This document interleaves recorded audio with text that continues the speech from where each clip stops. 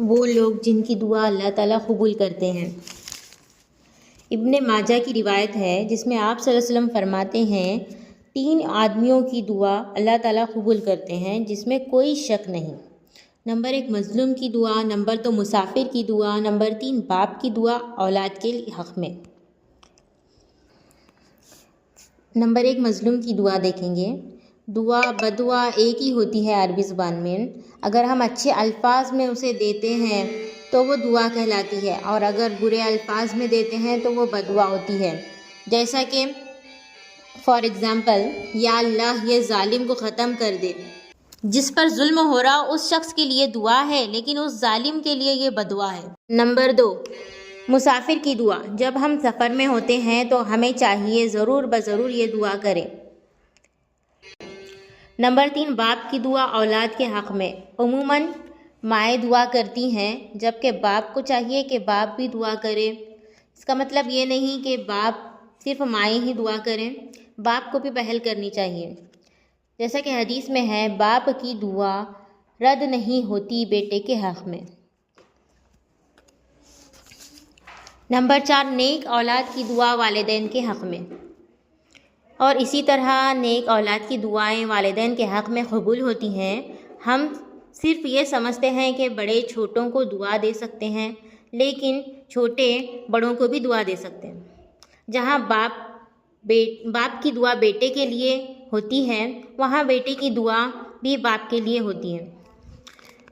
مسند احمد کی روایت ہے، آپ صلی اللہ علیہ وسلم نے فرمایا جب ایک آدمی جنت میں جائے گا تو اللہ سے پوچھے گا یا اللہ یہ میرے نام اعمال میں ایسی ایسی نیکیاں ہیں جو میں نے کی ہی نہیں۔ اللہ تعالیٰ اسے بتائیں گے کہ یہ وہ دعائیں ہیں جو تیرا لڑکا تیرے لیے کیا کرتا تھا۔ نمبر 5 غازی اور حاجی کی دعا۔ ابن ماجہ کی روایت ہے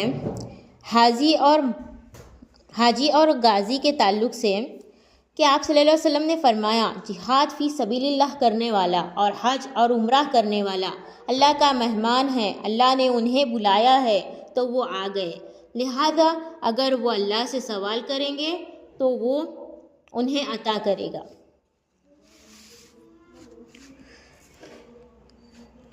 نمبر 6 ایک حدیث میں ہے جو جامع ترمذی کی ہے، جو شخص یہ پسند کرتا ہے کہ اسے مصیبتوں اور تکلیفوں اور پریشانیوں میں اللہ اس کی دعا قبول کرے تو اسے چاہیے کہ خوشحالی کے وقت بھی خوب اللہ سے دعا کرے۔ ہمارا معاملہ اپوزٹ ہوتا ہے، ہم خوشحالی میں تو بالکل بھی اللہ کو بھول جاتے ہیں اور مصیبت کے وقت بس اللہ اللہ کرتے رہتے ہیں۔ نمبر 7 روزے دار کی دعا۔ بہیقی کی روایت ہے، آپ صلی اللہ علیہ وسلم نے فرمایا جب روزے دار کوئی روزہ رکھتا ہے تو اللہ رب العزت اس کی دعا قبول کرتے ہیں۔ نمبر 8 بیمار کی دعا۔